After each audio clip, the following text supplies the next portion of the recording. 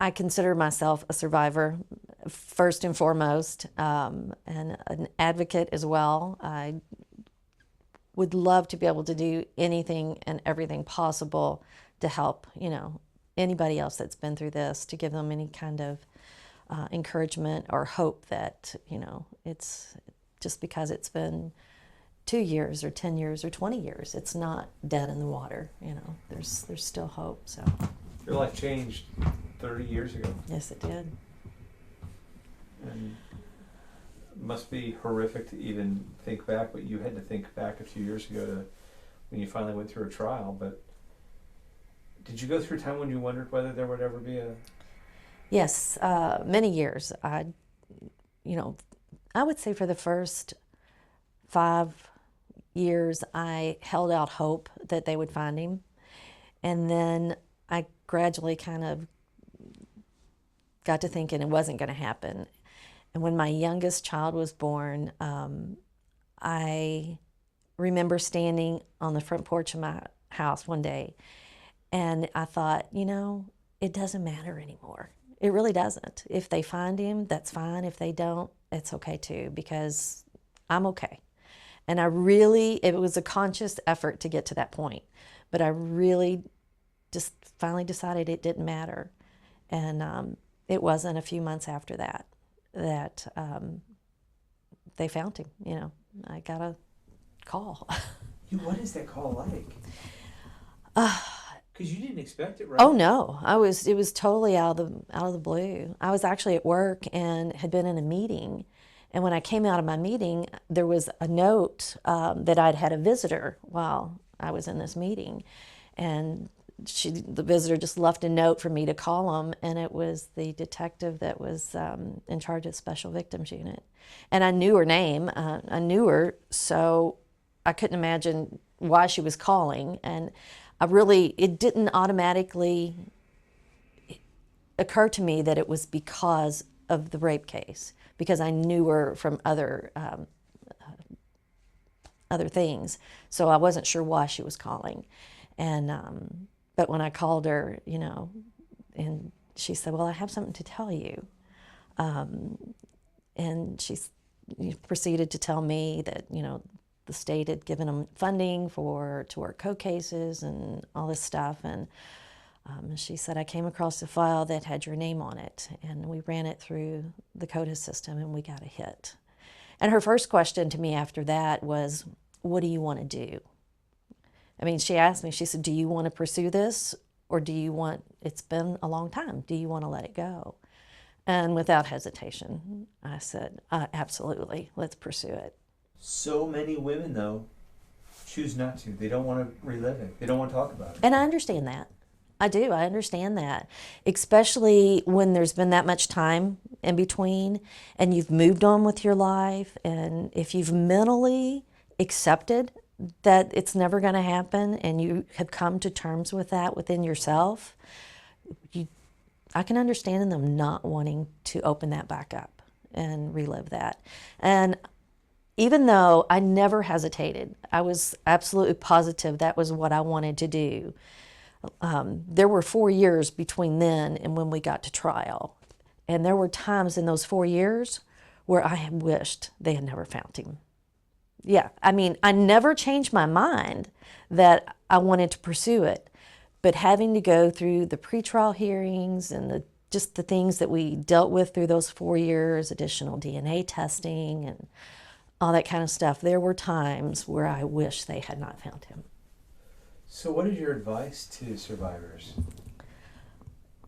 Really, you have to follow your heart. You have to find a place in yourself where you can accept what has happened to you and decide if you want to continue with it. Don't ever give up hope. That's one thing I always want to encourage people, whether it's been, a few months or 10, 20, 30 years, there's still hope. With the technology today and the DNA testing that's available, there's always hope that something can come up. But a victim has to decide within themselves if they want to pursue that trial. It's not easy. It can be ugly, it can be long, it can be painful. In my case, I've always been a very strong-willed and determined person, often called difficult and argumentative, because I always question things. I always want to know why and how. So it never occurred to me not to pursue it. That wasn't an option. But I can see where some people would feel that way. Are there good resources for survivors, for victims? Absolutely. The Center for Women and Families, it was my lifeline. Myself and my husband both went to counseling there for a long time. Even after we quit going as a couple, I went back a couple years later by myself because I had began having some nightmares and dreams and stuff that I needed to talk to with someone. And so I went back and did a couple more months of counseling there. And then many years down the road, after the trial was over and everything was settled, I was put back in contact with the center and the current administration and was offered the opportunity to come and do some volunteer work there and be on the board. And so I eventually ended up serving on the board there, doing public speaking, talking to other victims, talking to nursing students and medical students and stuff like that. So the center is a great resource for victims, not just the victims, but their families as well. And there are probably a lot more resources now than there was in 1990. yes. Back then, the center was the only place. It was probably the only place in a large part of the state as well back then. There are a lot of other organizations that provide counseling and group sessions and peer support and things like that for victims. And it's not just, like I said, it's not just the victim themselves, but their families, their husbands or spouses, their children, their parents. Everybody has some fallout when something like that happens, and there's a lot of places that can offer support for them. Pretty important that your husband had an opportunity for some counseling afterwards. Yes. It's not something that you forget. I mean, I could sit down today and tell you everything that was said or done in that house in those 40 minutes. It's as clear to me now as it was then. And I guess, as time goes by, a lot of times you think, I hope some of that just goes away. I hope it fades away. But there are some things in your life that just always stick with you, kind of like, the birth of a child and something. There's some things that you will always remember detail of no matter what, and that's one of them. How do you live your life after that? You make a conscious effort to do so. My child was 1.5 years old when it happened, and I kept telling myself that I had a baby that needed me. I had to get up in the morning. I couldn't lay in bed and feel sorry for myself. I had to get up. I had to feed him. I had to dress him. I had to take care of him because he needed me. And that's what got me through it. But when I look back on it, it was really, I needed him. I needed him to get me out of bed. And so he was my lifesaver at the time. But there comes a point where you do have to make a decision. It's a horrible event. It's something terrible that most women fear for. It's the worst thing that could possibly happen to them. And there comes a time where you have to make that conscious decision. Do I allow this to control me and destroy me, ruin the rest of my life, or do I take it and control it and to make me a better person and to make me do something a little more worthwhile? And that was my biggest fear, was that he would kill me. And that was the only request I made of him. As I laid there on the floor, I said, do whatever you want, but please just don't kill me. I wanted to see my baby that night. Did you tell him that? I did.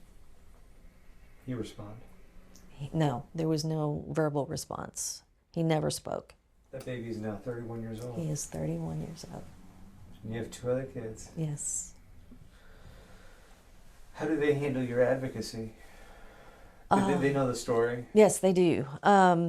My oldest 2 did not know until my oldest was just out of high school, and my middle one was in high school before I told them. And that was actually, I did not tell them until we were getting ready to go to trial, because I told them at that point because I didn't want them to see something on the news or read something or have a school, somebody they went to school with to see something and say something to them. So I told them at that point. My youngest child was much younger when I told him. Trying to think. He may have been in high school by the time I told him, but he's 10 years younger than my middle child, so there was a big age difference there. But how has it molded their lives? I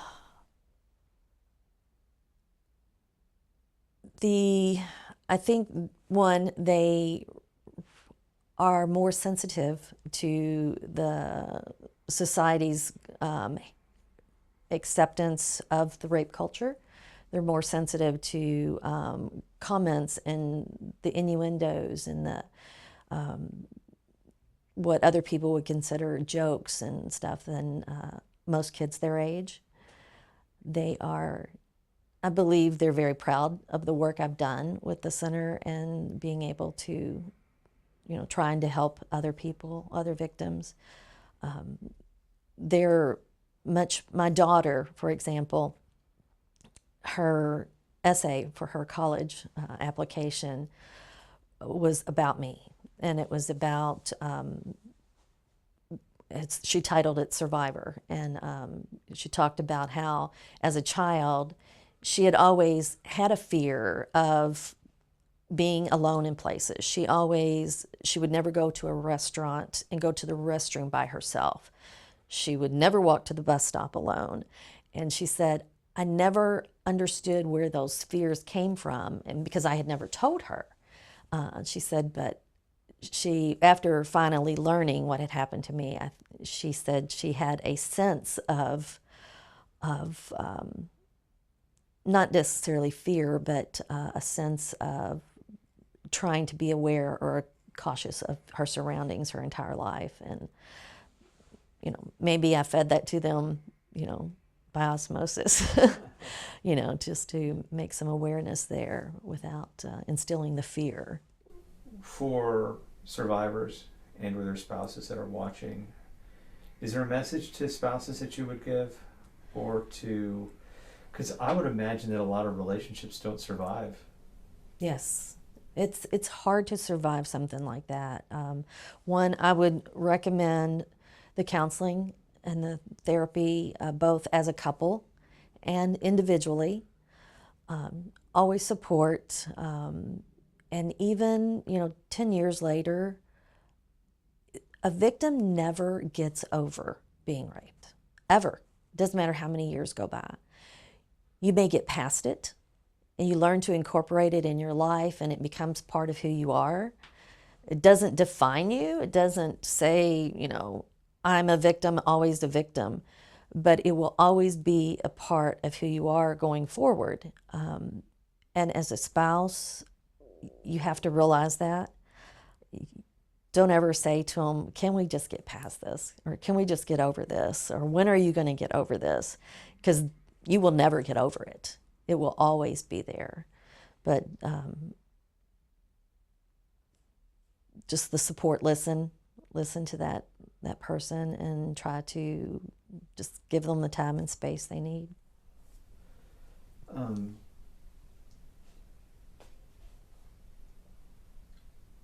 If you look back on your whole journey since October 1990, and you think back to the very beginning, was there something after the fact that you would have, now with all the knowledge you have of the advocacy, that you would have done differently as a survivor that would have made your journey easier? Was there something that you did or something you didn't know about that you would have tried to have done differently at the start of your journey in trying to heal? Or do you think you took all the steps that you could have possibly, the steps were the right steps to take from the beginning? I took advantage of any opportunity I had that was given to me to for help, whether it be through the center, through my doctor's office, or whatever. And I feel like I did exactly what I needed to do. And even through the attack itself, there were times when I questioned, should I have fought back? Should I have screamed? Should I have done this? Should I have done that? But my therapist one time told me, she said, with you sitting here, being able to ask those questions, you have your answer. She said, you did exactly what you were supposed to do because you lived through it. And she said, if you had screamed, he may have killed you. If you had fought back, he may have killed you. But you did what you did, and it was the exact thing you needed to do because you lived to be able to talk about it. How long did it take for you to believe what she was telling you? Because somebody can tell you that you're on target, right? But how long does it take before it sinks through the skull that it's the truth? Honestly, I fought the demons, so to speak, for a good 6-7 years, and you're right. You can hear what they're saying. You can tell yourself all the right things, but you've got to accept that in your soul and, truly believe it in your heart. And it was probably 6 or 7 years before I had come to grips with it all and was okay with whatever direction it took after that. When this story airs, and the story is going to be heavy on the cops and what they're doing in some of the cases, we're also making a hard push on advocacy, and that's why I'm so grateful for you to spend the time with us. What do you want people to take from hearing you and seeing this story? The police officers that I had dealings with were fantastic. From the patrol car that showed up at the house to the detectives that worked the case to the end, the ones that showed up in the court, for the trial, everything. The police were very respective of me, and I have absolutely nothing negative to say about how the police department handled my case at all. I trusted them.